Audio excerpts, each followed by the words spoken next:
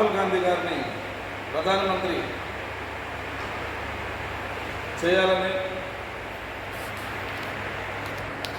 ప్రతి ఒక్క కాంగ్రెస్ కార్యకర్త కృషి చేస్తారని, ఆ భగవంతుని ఆశీస్సులు ప్రతి కాంగ్రెస్ కార్యకర్తపై ఉంటూ రాహుల్ గాంధీని ఆశీర్వదించాలనేసి మనస్ఫూర్తిగా ఆ పరిశుద్ధి వినాయక స్వామివారిని ప్రార్థించి ఇక్కడికి రావడం జరిగింది.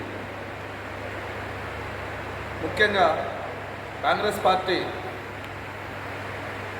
ఈ రాబో ఎన్నికలకు ఒక ప్రణాళిక ఇప్పటికే సిద్ధం చేసింది. అందులో భాగంగానే ప్రతి మండల కాంగ్రెస్ అధ్యక్షుల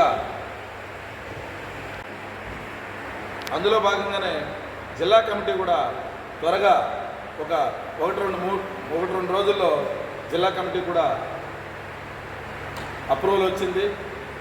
2-3 రోజుల్లో ప్రకటిస్తామనేసి సందర్భంగా తెలియజేస్తున్నాం. అదేవిధంగా అన్ని కాంగ్రెస్ అనుబంధ సంస్థలకు ప్రతి ఒక్కరిని, మహిళా కాంగ్రెస్ అయితేనేమి, మైనారిటీ సెల్ అయితేనేమి, ఎస్సీ సెల్ అయితేనేమి, ఓబీసీ సెల్ అయితేనేమి, ఈ విధంగా youth Congress, NSUI, professional Congress, INTUC, ఈ విధంగా అనేక కాంగ్రెస్ అనుబంధ సంఘాలకు కూడా అధ్యక్షులను త్వరలో ఎంపిక చేసి జనవరి మొదటి వారంలోనే పూర్తి చేసి జనవరి 20వ తారీఖున గడప గడప కాంగ్రెస్ పార్టీ వెళ్ళే విధంగా అధిష్టానం నిర్ణయించింది ఇప్పటికే. అందుకోసం ప్రతి కార్యకర్త ఒక సైనికుడి వలె పనిచేస్తేనే మనం రాహుల్ గాంధీ గారిని ప్రధానమంత్రిగా చేసేందుకు వీలవుతుందని ప్రతి కార్యకర్త కట్టుబడి మనసా వాచ కర్మణ పనిచేస్తేనే ఇది ఒక మహా అద్భుతమైనటువంటి కార్యక్రమం. రాహుల్ గాంధీ గారి కుటుంబం నిస్వార్థమైనటువంటి కుటుంబం. ఆ కుటుంబంలో రాహుల్ గాంధీ గారు జన్మించడం మనందరి, ఆయన అదృష్టం కాదు కానీ మన దేశ ప్రజలందరి అదృష్టంగా భావించి మనం అందరూ కలిసికట్టుగా పనిచేయాలని నేను మన జిల్లా కాంగ్రెస్ పార్టీ తరఫున ప్రతి కార్యకర్తను పేరు పేరున నేను విజ్ఞప్తి చేస్తూ వారికి శిరస్సు ఉంచి విన్నవించుకుంటా ఉన్నాను. ఎందుకంటే అందరూ ఐకమత్యంతో ఏదైనా సాధించగలం. అందుకే మనం అందరూ కూడా ఈ రాబోయే ఎన్నికల్లో కలిసికట్టుగా ఎవరికి ఏ అభ్యర్థికి బీఫామ్ ఇచ్చినా మనం అందరూ కూడా కలిసికట్టుగా పనిచేస్తేనే కాంగ్రెస్ పార్టీ విజయం సాధిస్తుంది. ఎవరికి ఇచ్చినా సరే కాంగ్రెస్ పార్టీ ఎవరికైనా ఒకరికి ఇస్తుంది.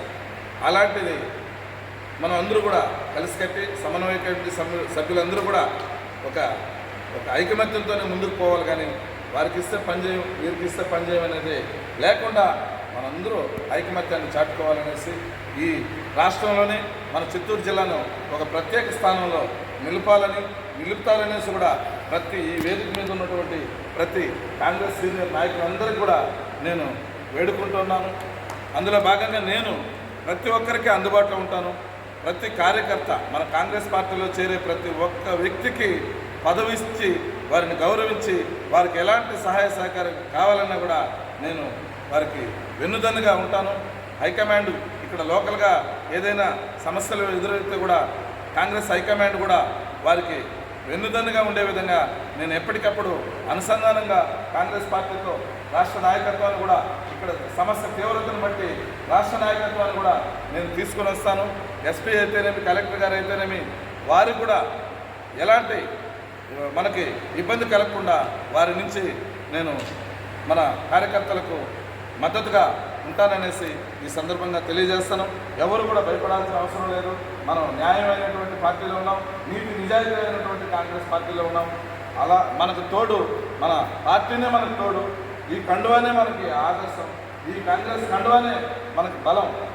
మనం ఎక్కడ పోయినా కూడా ఈ కండువాకి ఈరోజు ఒకప్పుడు కొన్ని అనివార్య కారణాల వల్ల మనం విభజన జరిగింది.